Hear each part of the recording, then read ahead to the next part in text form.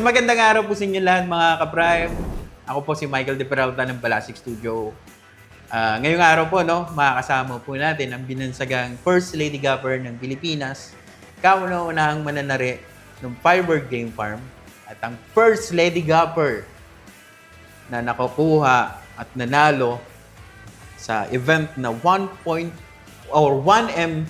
na patmani labanan po sa Manila Arena. Walang iba kung hindi ang ating First Lady Gapper at first endorser na babae ng Prime Feathers Corporation, Miss Robbie. Yes, hi mga ka-Prime, good afternoon. Magandang araw sa ating lahat dahil syempre na-miss ko kayo. Oh. Oo, na-miss ko din yung mga viewers natin.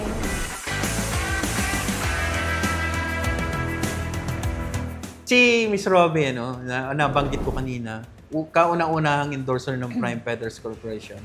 At siya rin po yung nag-endorse ng ating Prime Metal. Yes. Na dating tungsten cobalt. Na pinalitan po natin para ma-separate na natin yung bakal ng Prime Feathers Corporation sa mga nagbebenta. Kasi marami na eh. Marami na nagbebenta ng tungsten cobalt. So, Miss Robbie, share mo naman yung experience mo nung una mong ginamit itong Prime Metal ng Prime Feathers. Yeah, nung una, syempre, ako kasi before naman Prime Metals ang gamitin ko or Prime Blades, may mga nagamit naman ako, syempre na mga ibang brand.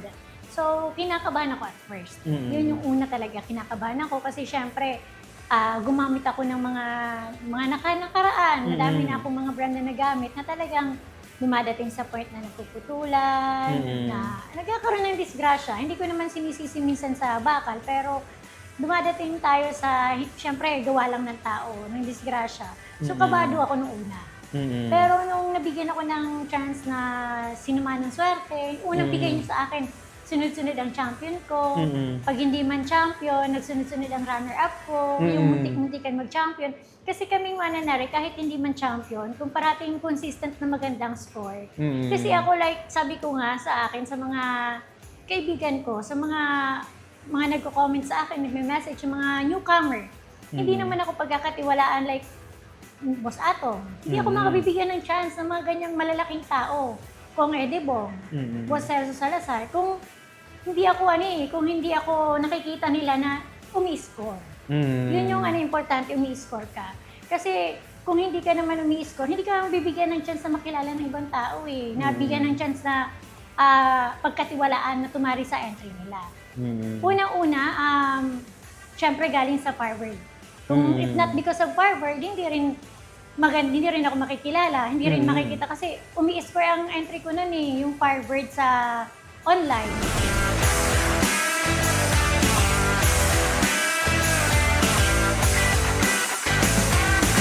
So yun nga, balik tayo din sa Prime Metals. Takot ako nung una.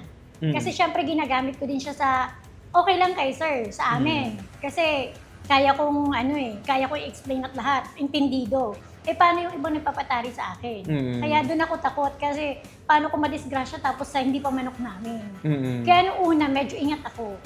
Tapos yun nga, sinamahan ng swerte. Sabi ko, uy, maswerte sa akin tong sa Prime Feathers kasi gumanda yung score ko na gumanda.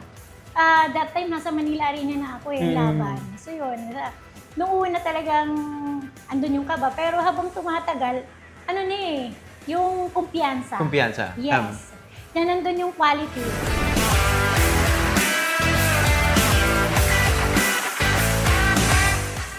Sabi nga ni Robert, talagang tiwala ka na, hindi ka na yung kabado tulad nung una. Iba pa rin kasi yung dati na experience namin na bili lang kung saan-saan. Like no online, gawa ng tare, hindi namin alam kung kaninong bakal galing, kung anong bakal yun, or alam man namin yung bakal, pero syempre hindi namin alam kung sino yung maker, paano ginawa, whatever. So, itong Prime, natin, sa Prime Feathers, talagang yun yung okay lang yung laban, kumpiyansa ka na.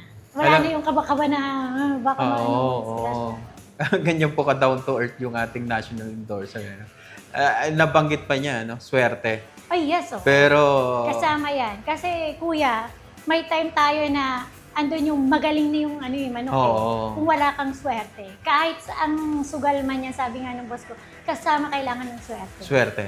Oo. Siyempre, kailangan quality din ng lahat ng gamit. Yun. Importante yun, quality kailangan ng Kumbaga, lahat. pinagsama-sama na yan. Yes, sama-sama lahat ng factor na yan. Oo. Parang basketball, sabi ko nga sa mga handler namin. Hindi po pwedeng magaling lang yung handler. Oo. Kailangan magaling din yung manok, magaling din yung mananari. Which is wala, sabi nga nila, walang magaling na mananari. Well, kasama na yun doon yung maayos na mananari. Maayos yung manok, maayos yung gamit sa manok, maayos yung gamit ng mga bakal.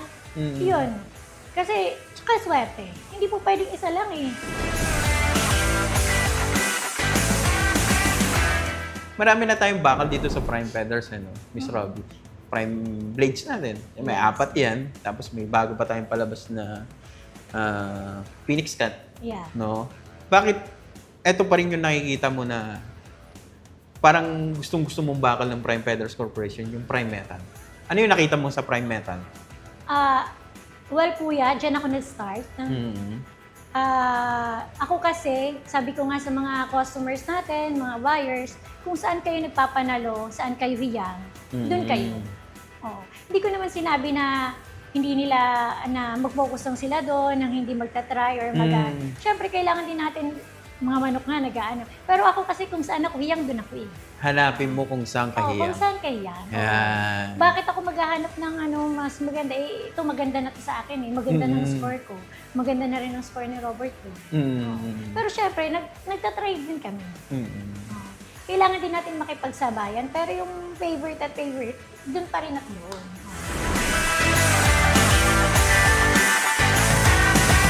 Ayan po, no? Prime Metal, Tungsten Cobalt. Yung unang sinubukan po ni Miss Robbie na bakal po ng Prime Feathers Corporation.